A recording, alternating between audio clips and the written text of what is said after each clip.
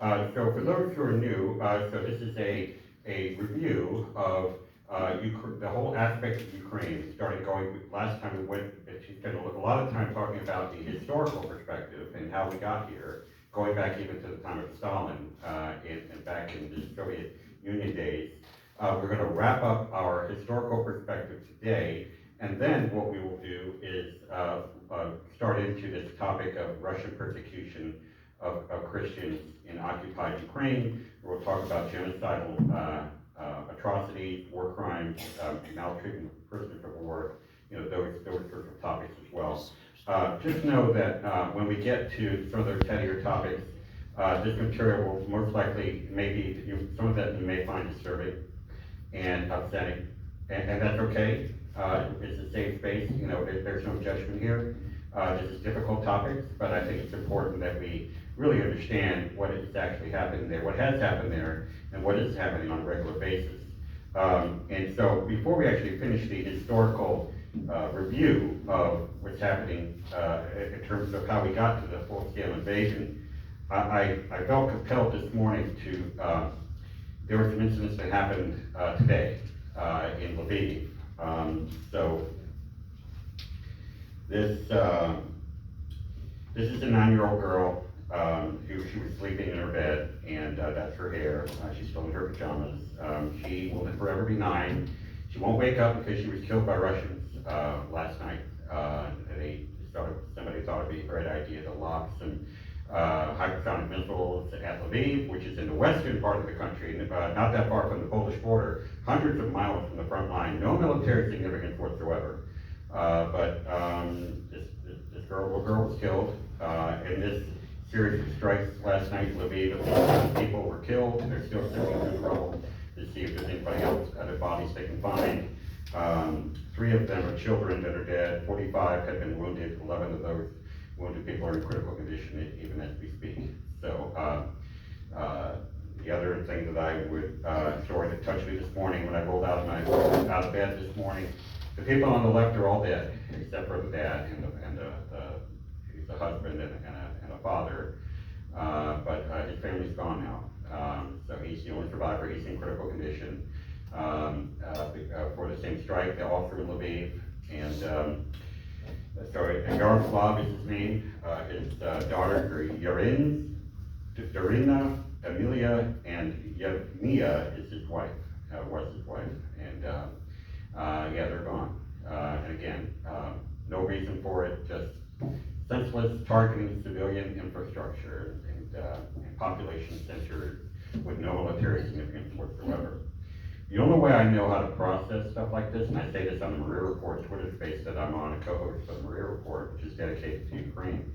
You know what, when I say this all the time on this space, when I see this stuff, and I've been seeing stuff like this and worse, for over 2.5 years, these stories, the only way I know how to process this information is to use the resulting anger as fuel to redouble my efforts to, number one, tell the stories so that people are aware of what's happening.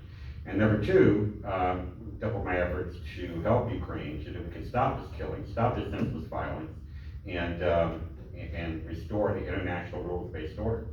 And so that's kind of, or ensure that the international rules-based order is sustained in spite of this genocidal invasion. So I just thought I would lead with that, just because it touched my heart, because it was the first thing I saw this morning when I rolled out of bed. So I just felt like these stories need to be told, and we can't rely on the news networks to necessarily tell all the stories. Although it was hard to see that this particular family was highlighted on CNN, at least on their website. I don't know if they'll be on the news network, but it'll be on TV, it was on the website. And for those who are new, we're blessed with some great panelists who are local to Western North Carolina. I won't read their lengthy bio. Their bio is actually in the slide deck from last week that you can have afterward, but suffice it to say that they're both United States Armed Forces veterans. They both have experience working for the CIA internationally. We have bomb tech experience here. We have occupational therapy experience here, and have been in Ukraine multiple times since the full-scale invasion. and they have a lot of good stories and information and real-time experiences. We also have a former NATO diplomat who was the chief of mission for NATO to Ukraine at a critical time in Ukraine's independence as an independent country.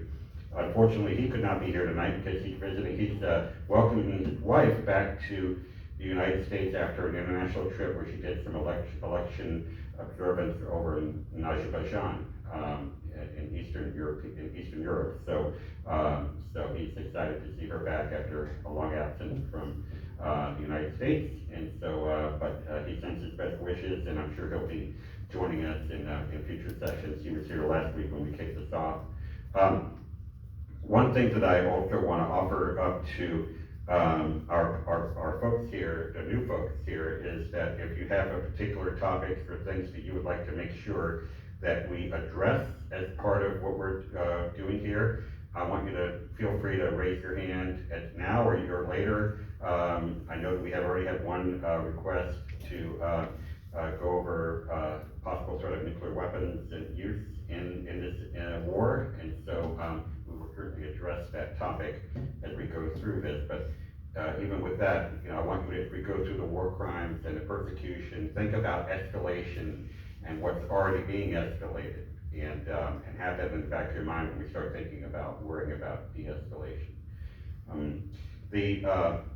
So I'll kind of just pick up where we left off here with the Budapest Memorandum. So for those who are not familiar, I will just quickly summarize this if we went over this last week, but that's where we left off. So the Budapest Memorandum was an agreement signed between the United States and Russia, ironically, and the United Kingdom and Ukraine, and it was specifically to handle the disposition of nuclear weapons that were left in Ukraine, which was newly independent after the fall of the Soviet Union, because there was obviously a considerable concern about those weapons falling into the wrong hands and being used for nuclear blackmail, for nuclear terrorist attack, and so there was a concern on behalf of everyone to see that those weapons were secured. Ukraine made the choice to not be a nuclear-armed nation and to agree to give up those weapons and transfer them to the new Russian Federation, which essentially was the successor to the Soviet Union, although it's a different geography, certainly. And so in exchange for that, Ukraine sought legally binding guarantee, security guarantee. They didn't get that. They got security assurances, which is much weaker. And obviously, we're dealing with the aftermath of this, and we're going to see how Russia violated this agreement as we go through it here. So that's kind of where we left off last time with the Budapest Memorandum. In November, fast forward to November, December of 2004, there was an election, as you would expect in an independent democratic nation, a country that wishes to be democratic, be like the United States, that they would have a presidential election. So there was a more of a Western-oriented candidate and a Russian. There was a candidate that was supported by Russia, because Russia's goal, and you're going to see this as a recurring theme, is that they really want to turn Ukraine into Belarus 2.0, which is essentially a puppet regime that is controlled and influenced heavily by Russian government. And so, lo and behold, shocker, the Western-oriented candidate wound up being poisoned right before the election. So funny how that happens. What was it, dioxin? I forget exactly what the choice of poison was, but magically this guy, wakes up and he's poisoned, and so, but he survived. He was able to recover, so he didn't pass away from the poisoning. But and so there was an election, and it was widely seen as fraudulent. And I'm not talking like, somebody went on Tucker Carlson and talked about a stolen election. I'm talking like voter intimidation, violence at the polls, massive appropriation, absconding of voter rolls, and essentially just manipulating the process so that, oh, surprise, the Russian supported candidate was declared the winner. And so what happened was that it was widely seen as fraudulent. The citizenry, the Ukrainian citizens, did not accept that this was a fairly settled, fairly decided election. They could sort of see transparently that this was not what they had voted for. This was not voicing the will of the people based on their vote. And so, sorry that Jim isn't here, a NATO diplomat, but he was actually there when this uprising happened, this groundswell. It's like, no, we're not doing this. This is not acceptable. Something has to be done. And so he describes the story of being in a coffee shop, sitting there having his coffee in the morning, and he notices that all the people in the city are walking in one direction. Nobody's walking the other way. Everybody's walking in one direction. And so he scratches his head like, what's going on? So he finishes his coffee. He starts following the people, and there's this massive gathering, this massive protest, Maidan Square, which is this location, which essentially these people came in and he just watched it over time, the people just streaming in, tens of thousands of people. I forget how many actually, what the final tally was, but it was just massive demonstration against what was happening, what had happened. A lot of pushback on this, and so they called it the Orange Revolution because the orange was the official color of this Western-backed, Western-friendly candidate, presidential candidate, and so non-Russian friendly candidate, and so people took to the streets wearing orange, and so that's why they called it the Orange Revolution. This picture is actually, these orange balloons are from that time, and so that they had, and so it was a critical inflection point, right? Because the Ukraine had a decision to make: would they accept the results of this fraudulent election, or would they stand and fight for democracy, the democracy that they wanted, the democracy that they voted for when they voted to become an independent country back in 1991.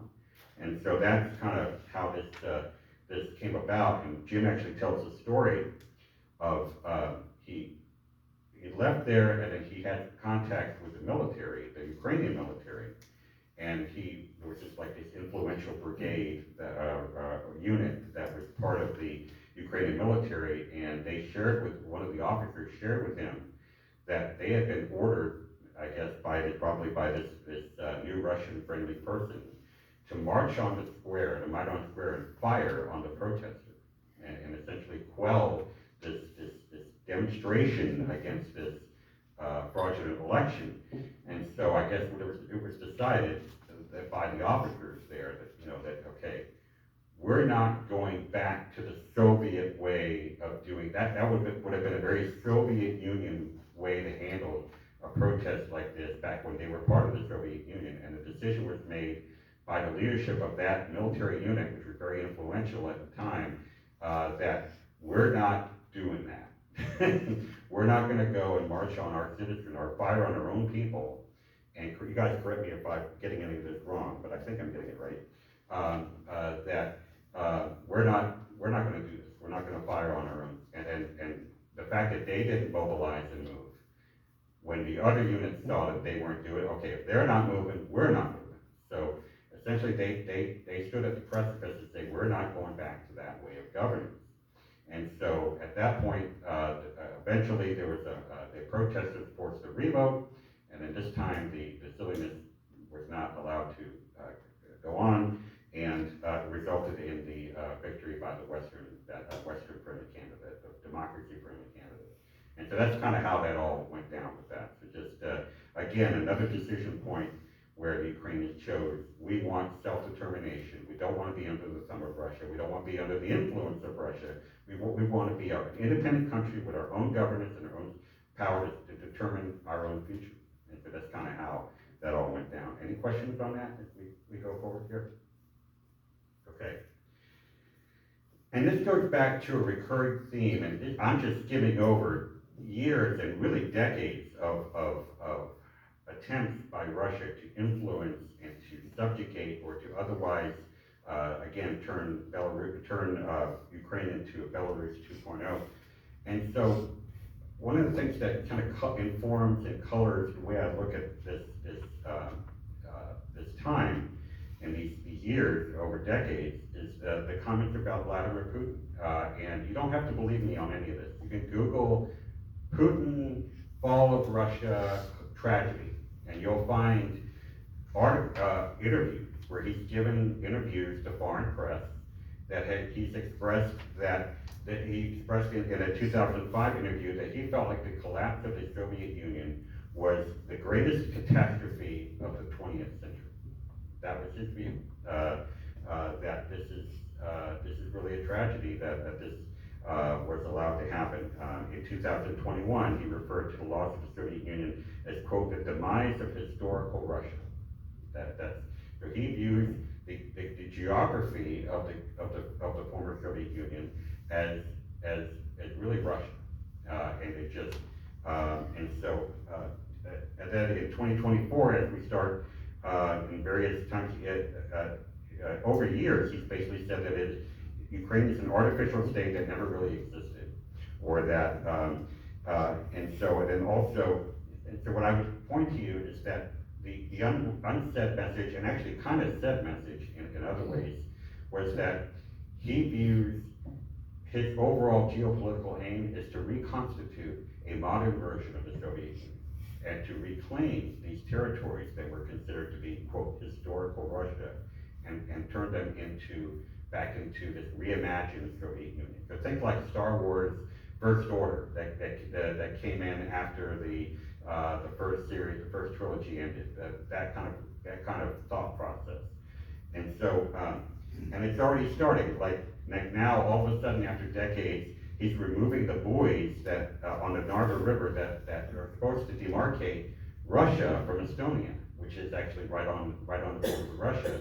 So all of a sudden, hey, maybe we're thinking that, we might need to want to take over Estonia someday. It's doing the same thing. And they said publicly that they may decide to extend their territorial waters by changing their maritime borders with Finland and Lithuania, which are both NATO countries actually now, in the Baltic Sea in 2025. So he's thinking next year potentially, maybe these borders are not really the real borders. We may need to move those.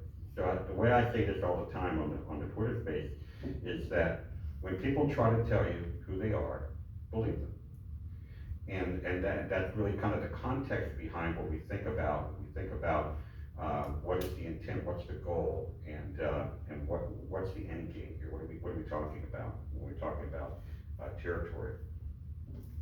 So now let's go to the invasion of Crimea. So Crimea is on the peninsula. You see this map here. So it's a peninsula that is on the southern border of Ukraine. It's on the Black Sea. And so Russia decided that they wanted to just annex Crimea. That, hey, we're going to just take this over. Remember, they signed the Budapest Memorandum previously, but obviously any sort of invasion or taking over of Ukrainian territory would have been a gross violation of the Budapest Memorandum. But of course, that didn't stop the Russians. So what happened was there were masked Russian soldiers that were observed going in, and they had no insignia. They were not labeled as Russian military officers, but they had masks on. They had all their unit insignias taken off of their uniforms. And so the reference to them called Little Green Men. So if you Google Little Green Men Ukraine or Crimea, you'll see kind of a detailed description of what went on. And so these Little Green Men, which were not immediately, Russia didn't announce that they were specifically doing this. They later admitted that yes, these were Russian units, but so these Little Green Men came in, they occupied the airport, they occupied the Parliament building, they occupied most of the military bases, and so essentially it was a de facto invasion, annexation. It was a real annexation of Ukraine in the Crimean Peninsula. So the Crimean government was local government was dismissed and replaced by a pro-Russian regime. And so there was supposedly a referendum that was put together, air quotes, heavily held under Russian occupation. And of course, surprise, the overwhelming vote result was to join the Russian Federation. And so that was the story that was put out to the international community by the Russian Federation. There was international condemnation and rejection of this annexation. I remember President Obama, who was president at the time, he implemented significant economic sanctions against Russia as a result of this invasion, really, of annexation of Crimea.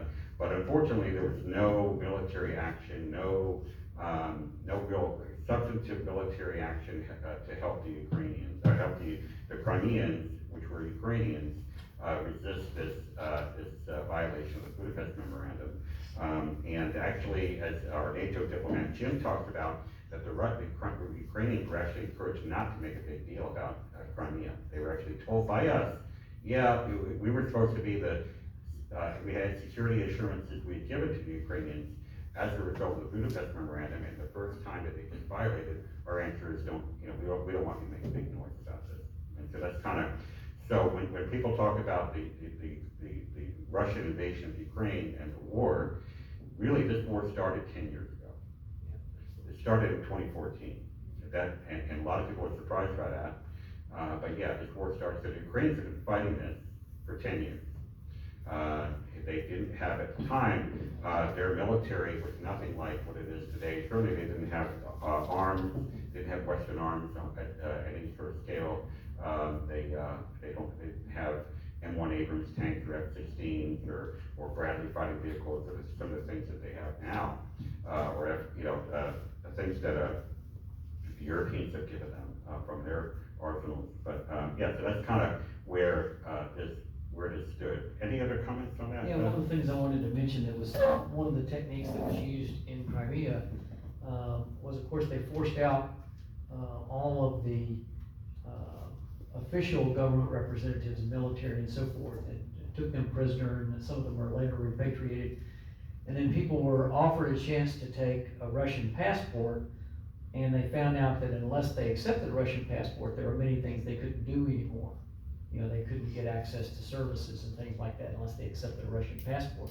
So that was part of the justification for the Russians then saying, well, they really wanted to be Russians anyway, and we just gave them an opportunity to become Russians. And that's a technique that they've used in Mariupol and other occupied places in Ukraine since the beginning of the full-scale invasion in 2022.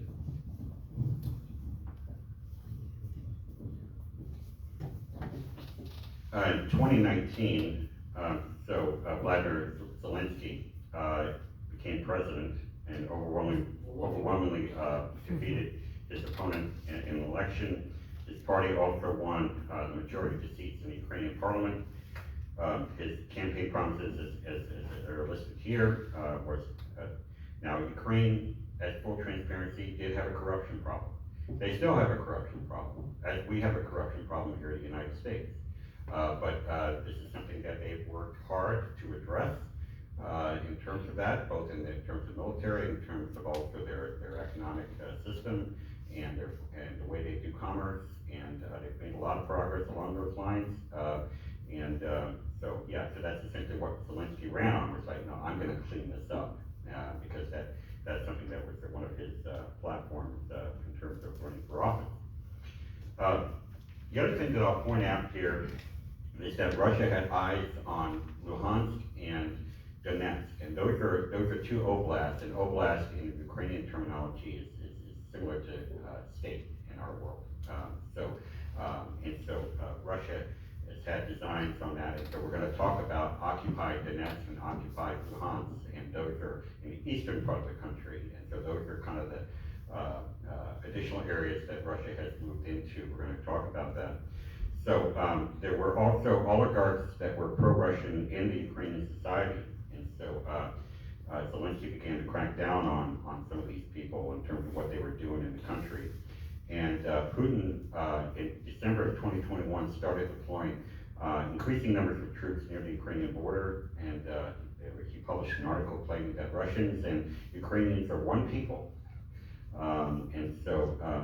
Really the theme of this is that he tried everything that he could to try to influence and install a pro-Russian regime, firstly in Crimea through the Little Green Men and overthrowing the government, and then trying to do it in Kyiv with the rest of the country.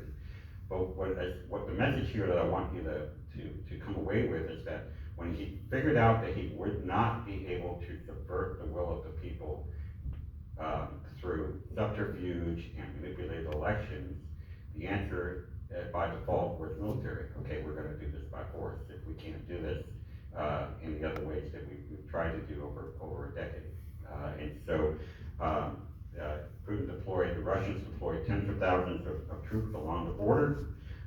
He issued demands to NATO and the USA. One of the demands was that Ukraine could never be admitted to NATO, which of course it was rejected by the United States. And so through 2021 and through the beginning of 2022, we started sending arms to Ukraine in anticipation, because obviously our intelligence apparatus was watching all of this buildup happen and really get into the, and obviously also it sounds like we've gotten some good intelligence from within Russia that they were serious, they wanted to actually invade, do a full-scale invasion of Ukraine. And so we were sending some light arms and anti-tank missiles to Ukraine. And during that time, I remember watching CNN, and there would be like pallets of ordnance and anti-tank missiles. Nothing heavy, no tanks or Bradley fighting vehicles or anything like that, or no heavy artillery, just basic stuff, light stuff to send to Ukraine. So in February of 2022, so right before the full-scale invasion, Putin recognized Donetsk and Luhansk, those two oblasts that I mentioned, or states, if you will. He proclaimed them the Donetsk People's Republic and the Luhansk People's Republic. He recognized them as independent states, so that they are no longer considered part of Ukraine. They are now independent states, and he sent in troops to keep the peace. And then in February 24th of 2022, I'll never forget it, I was in my kitchen, and I was watching CNN, and then I was listening to these Twitter space where they were talking about this invasion was imminent, and then went into the Maria report, the second day of the invasion, and then there were military experts talking about what was happening right live as it was happening. He publicly challenged Ukraine's right to exist, and he claimed that they were governed by neo-Nazis, persecuting Russian minorities, and that the goal officially was to demilitarize and denazify Ukraine. That was the official term. That I want to get rid of all the Nazis that are in Ukraine. So that's kind of I want you to remember the term Nazi, because when you start talking about the persecution of Christians and some of the war crimes, it's going to be very reminiscent of what those of you who have any sort of history, World War II history knowledge, I think that will harken back. There'll be some familiar things that you'll see when you start talking about who's a Nazi and who isn't. So, any questions on that so far when we get to the full-scale invasion? Okay. All right. So then, with no questions, what I'll do next is kind of fast forward to this war crimes, atrocities, and here we go. Now, does anyone want to have the new slides to refer to as we're going through? Anybody? We can have them passed out. Brian, can you hand these out? Thank you. I want to mention something else that's kind So of. turn it on here.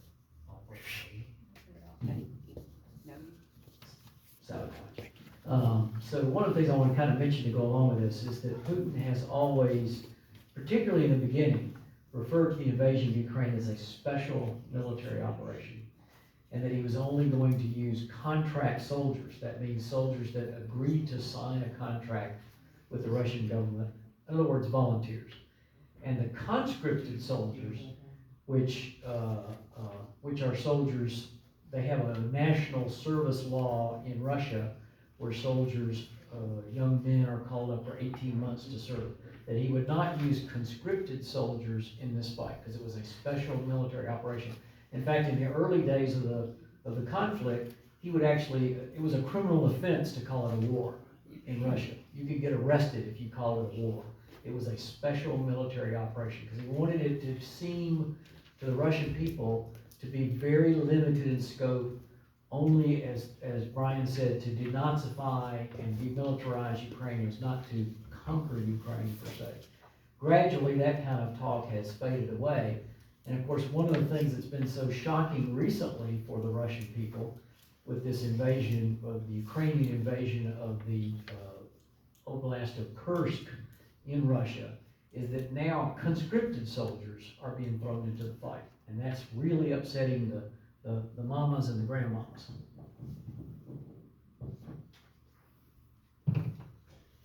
All right, so what I'll start with is a news story, we're going to talk about the Russian persecution of Christians in Russian-occupied Ukraine. One of the hilarious things that I heard was that, that the Russians really are the true Christian nation, and that all of these sort of Ukrainians were really Nazis that were living depraved lives and not in keeping with God's will. So what we're going to do is talk about what's happening in terms of how they're persecuting Christians. There is an international commission, U.S. Commission on International Religious Freedom, and this is a great way of summarizing it, that the military is indiscriminately bombing churches, monasteries, kingdom halls, mosques, synagogues, cemeteries, and other religious sites, and that Russian soldiers have abducted and tortured religious figures because of their leadership role. So what I thought I would do is play a little news story that goes to a specific topic based on real-world experience. You'll see some interviews of some pastors of Ukrainian churches, and then we'll kind of circle back into there. If you want to turn off this.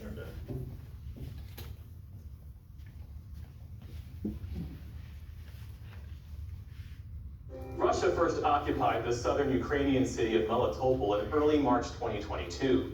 And Russian secret services, after persecuting pro-Ukrainian activists, former government officials, and human rights defenders, have since targeted the churches and their pastors and congregants. With support from the Pulitzer Center special correspondent Simon Ostrovsky and videographer Yegor Troyanovsky report from Ukraine.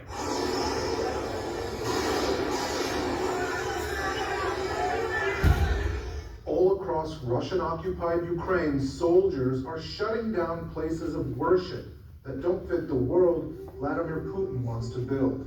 September 11th, 2022. It was Sunday, it was worship service.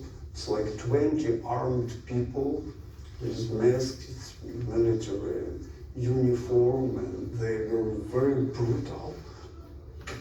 They said, you have to stop this. You have to stop these meetings. And he said, I'm a pastor, I cannot stop the will of the people. And they said, if you will not stop, you're gonna see the blood. Mikhailo Britsin and Mark Sergeyev are ministers who once led their flocks in the southern Ukrainian city of Melitopol, but no longer. Since the occupation, evangelical congregations, Protestant churches, all the non-Russian Orthodox Christian faiths have been deemed undesirable, and tens of thousands of believers have been forced to flee. Those who remain gather in secret in private homes for fear of angering the new regime. The head of that new regime makes himself out to be the defender of the faith, his faith. With a pliant patriarch of the national church at his side, Vladimir Putin and his supporters make little secret of their plans to put Russian Orthodox Christianity above all other forms of Christianity. This footage is from the Grace Evangelical Church. The people gathered here don't know it's their last service in this building.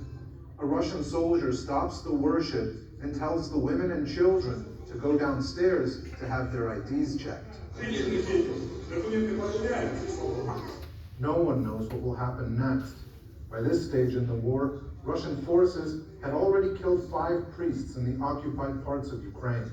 They start to fingerprinted everybody. They copied their ID, make pictures, addresses. To keep their spirits up, believers sing as they wait their turn to be questioned by Russian soldiers.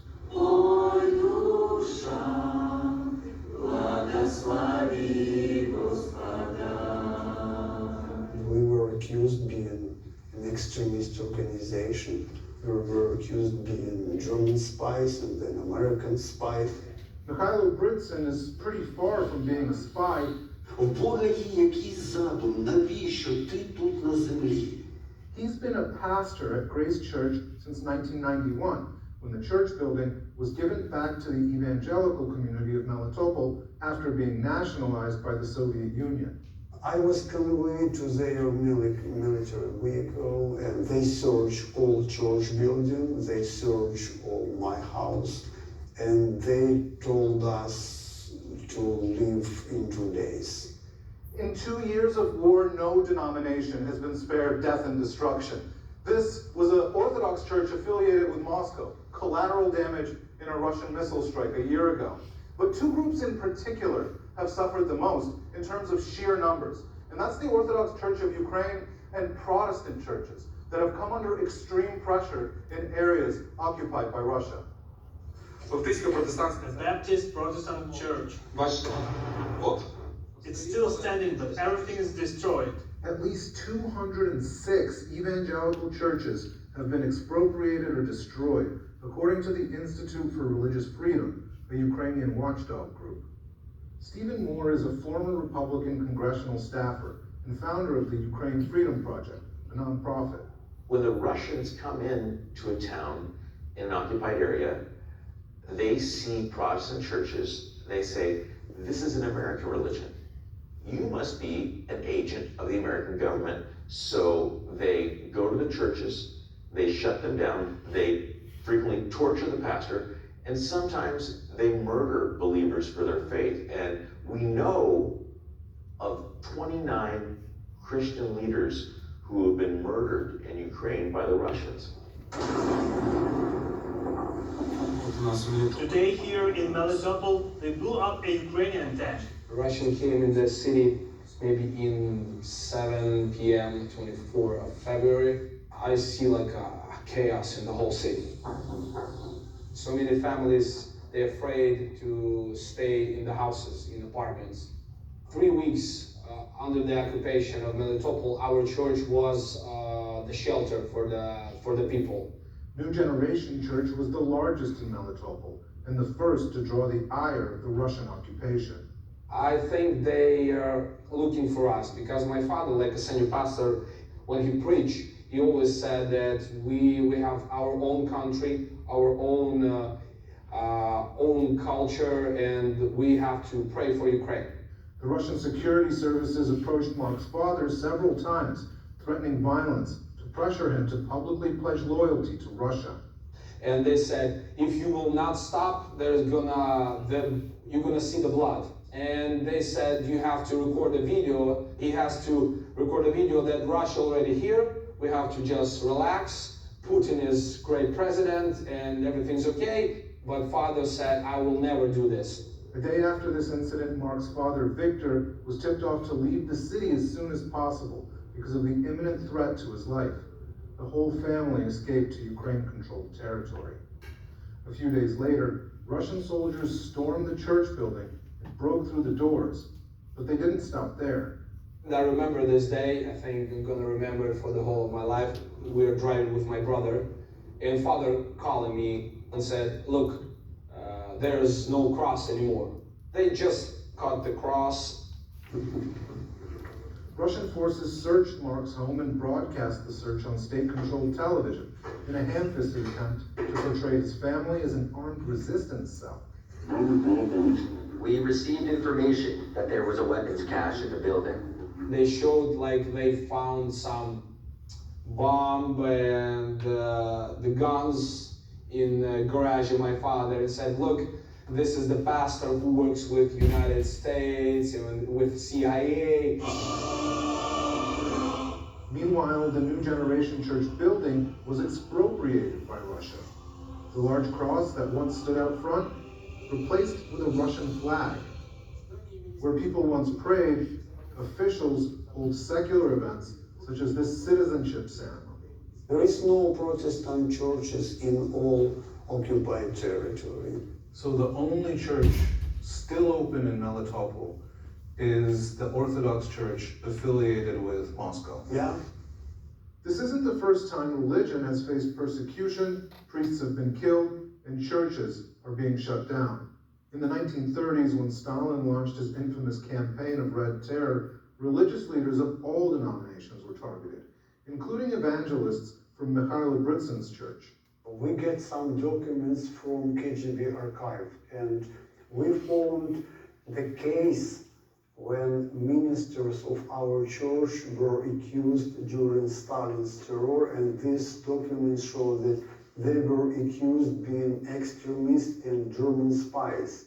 3 pastors were put to death on the espionage charges, which were declared to be false after Stalin's death. It's incredible how similar the language in the Soviet documents is compared to the modern Russian documents declaring your organization as an extremist organization. And this was made in December of 2022. The wave of religious persecution has forced most evangelists to flee Russian-occupied Ukraine.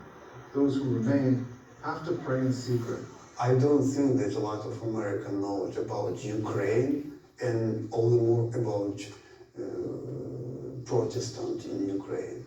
Part of my mission now is just to tell truth, just to raise awareness what happened in occupied territory. Mark, who was also forced to leave occupied Melitopol, is still a preacher. His main job is now on the front lines with soldiers as a chaplain. In the name of Jesus, let us defeat and destroy this enemy. I wanted to say to the whole, English-speaking world, we have so many Protestant churches in Ukraine, and they have to understand that so many pastors were killed. We need the weapons because, Russia cannot stop. Pray for Ukraine, still pray. It's only what I can ask you to do, really. For the PBS NewsHour, I'm Simon Ostrovsky in Komishuvaka, Ukraine.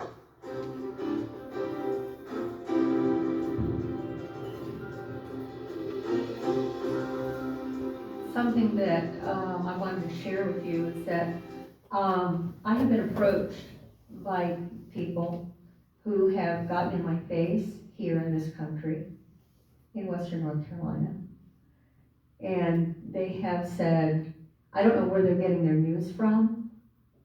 I have no idea, but I have had people get in my face and say, by the way, Ukraine is shutting down all of their churches because they don't believe in Jesus.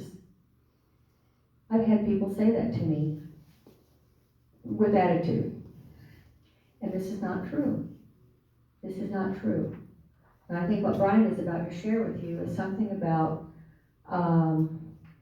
what they did find, the churches in Ukraine that have been closed have been Russian Orthodox churches.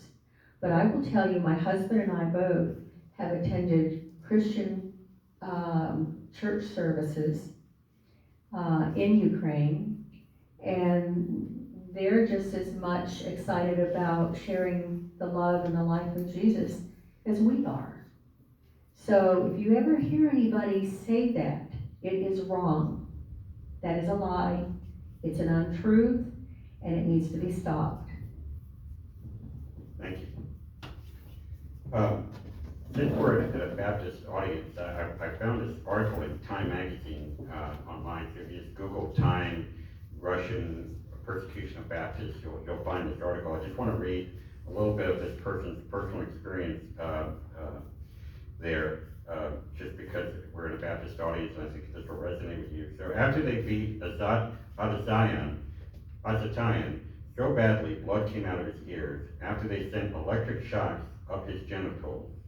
After they whacked him with pipes and truncheons, the Russians began to interrogate him about his faith. When did you become a Baptist? When did you become an American spy? Azad tried to explain that in Ukraine there was freedom of religion. You could just use your faith, you could just choose your faith. But his torturers saw the world the same way as their predecessors at the KGB did. An American church is just a front for the American state. Azad was dragged back to the makeshift cell in the occupied city of Berdyansk in southern Ukraine, where he was held with 6 others in a cellar that had a bucket for a toilet and hard mattresses on the floor. The other inmates wondered how he could be religious when the punishments meted out to him were so much worse than to them. Azad answered that he felt God was always with him. He prayed for the other inmates to be spared. When the torturers returned, they left the others alone, but told him to come with them, This time we will kill you. And then just fast forwarding to the last part of his account. When I asked Azad about Americans who think Russia is a bastion of Christianity, while Ukraine persecutes Christians, he shook his head in bemusement. The Russians have come here to kill and oppress. That is against God's law, let alone human law. Altogether, Azad spent 43 days in captivity. I asked him how his faith had helped him through the ordeal. He described one moment in particular. After a night of torture, so bad he couldn't walk anymore, he lay on the floor of his cell, desperate for water. But there was none in the cell. At that moment, it began to rain, a rare occurrence in the stifling summer of Berdyansk. Azad managed to rip a plastic tube from the wall and use it to funnel water from the narrow basement window. As he drank it in, he felt like God had answered his prayer. When we spoke, Azad was in Zaporizhia, where he now works as a Baptist children's pastor and founded a children's center, Garnet Miske. Zaporizhia is near the front lines and is under constant bombardment from Russia, partially due to stalled military support for Ukraine. For the moment, the children have warm, bright rooms for study and play. I asked Azad what life was like for Baptists still in occupied territories. Some, he said, meet in secret in people's apartments. This is how the evangelical movement first developed in the Soviet Union. Others get the choice. They can keep their congregation if they collaborate and give speeches praising Putin, supporting the invasion. That's what the Kremlin fears about Protestants. We follow God's law, not theirs, but they want to have everything under their control. So that was just a first-hand account from, and unfortunately there are stories all like that all across occupied Ukraine. Jim Green, our NATO diplomat, actually alluded to this previously, that Protestant congregations actually flourished in Ukraine in the decades following the end of the Soviet Union. The Baptists were actually the largest single group after the Ukrainian Orthodox Church in Ukraine. The Anabaptists actually arrived in Ukraine in the 16th century, fleeing persecution from the Holy Roman Empire. The first Baptist congregation formed right around the time of our towards the end of our Civil War, as Jim alluded to. Under Russian control, 400 Baptist congregations have been lost, 17% of the pre-war total. Over 600 houses of worship have been destroyed. Protestant Christians are perceived by Russian occupiers to be American agents. So this is a graphic which identifies by region of Ukraine the number of religious sites that have either been damaged or looted due to the Russian, because looting is also a big thing by Russian occupying forces. And so you see the graphics here, and really very few regions of Ukraine have been spared. Obviously the ones that are closer to the war zone or in occupied territory are the ones that have borne the brunt of it. So Donetsk and Luhansk on the eastern part of Ukraine, as you can see, have a particular tough time. Kharkiv also, which has been a hot zone, although thankfully the Ukrainians have taken most of that vicinity in Kharkiv area. So, and also, as I alluded to earlier, really no denomination has been spared. So if you look at this bar graph and look at this basically over the time history of different denominations and affiliations, it really doesn't matter whether you're a Seventh-day Adventist or you're a Jewish person or Orthodox Church of Ukraine, Baptist, Pentecostal, it doesn't matter. All of these faiths have had their sites of worship and their religious sites be damaged or looted or destroyed by Russian occupying forces, invading forces. We've got 5 minutes, so we'll just kind of talk a little bit about the role of the Russian Orthodox Church. And I heard this expressed once by a reporter for the Catholic reporter for the Catholic Church.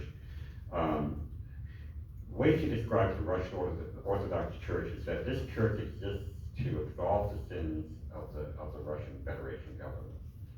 That's a good, perfect crystallizing description of the Russian Orthodox Church. So it is operating as an arm of the Russian Federation government. There's no disputing that. This patriarch, Kirill, he is the equivalent of the Pope in the Catholic Church, in the Roman Catholic Church. Actually, he's a former KGB agent. I can't make this up. We laugh at this when we talk about it. Yeah, this person was actually a KGB agent from back in the 70s in the world of the Soviet Union.